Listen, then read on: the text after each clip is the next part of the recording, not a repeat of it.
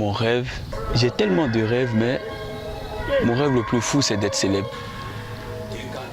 Moi, c'est l'étudiant Bio Jean-Maximin. Je suis en sciences sociales et humaines, précisément en histoire. Et je passe en Master 2 en histoire politique et économique. Et je suis à l'université Jean Lorognon Guédé, précisément à Daloa. Au-delà des études, je suis un artiste. Je suis un artiste comédien, artiste chanteur à la fois. Voilà. Quand j'ai mes petits temps libres, je prends le malin plaisir de mener ces petites activités-là pour pouvoir subvenir à mes besoins.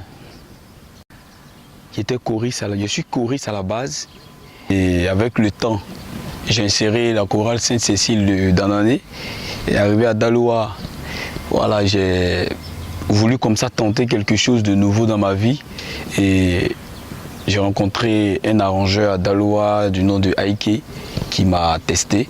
Donc c'est venu comme ça, j'ai commencé à chanter, j'ai commencé à faire mes singles. Et la comédie, franchement, c'est un talent qui est né en moi. Moi, je m'exerce beaucoup dans la comédie. J'aime beaucoup m'exercer dans la comédie. Et sur scène, j'aime beaucoup interpréter le rôle du président de la République, son Excellence Alassane Ouattara. J'aime interpréter le président Laurent Gbagbo. J'aime imiter l'artiste comédien Koro Abou et plein d'autres.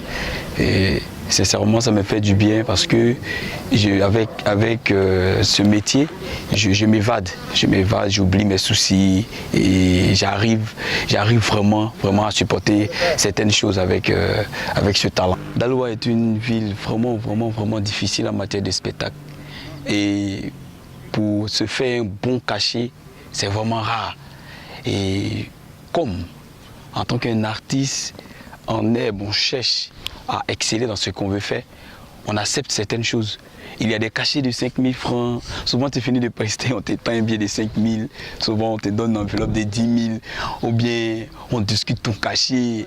Quand tu finis de prester, c'est vraiment compliqué, mais je ne peux pas dire qu'on ne se fait pas de l'argent.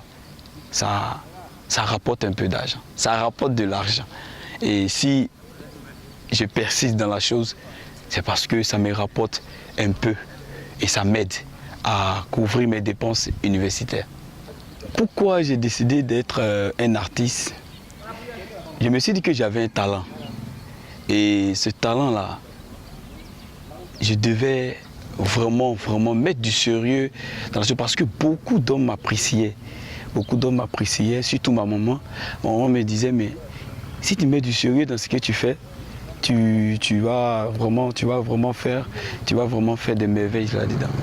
Donc est-ce que tu peux pas vraiment t'appliquer dans la chose? Est-ce que tu peux pas? Je me suis dit, mais attends, si ma maman s'intéresse à la chose, donc c'est que ça peut payer.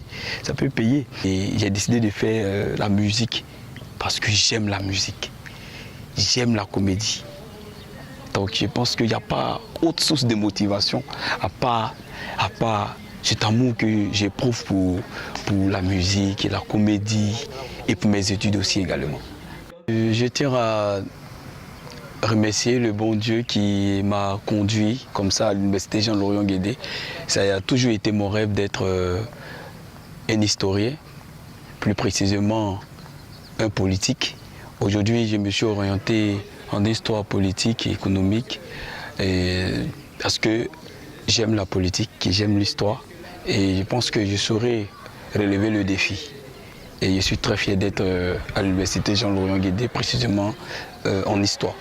Et je tiens aussi à encourager tous mes frères et sœurs étudiants, tous ceux qui ont quelque chose, qui savent faire quelque chose de les 10 doigts, de prendre ça au sérieux parce que quand tu mets du courage, tu mets du sérieux dans ce que tu aimes, dans ce que tu as comme talent, Dieu met sa main dans ce que tu fais.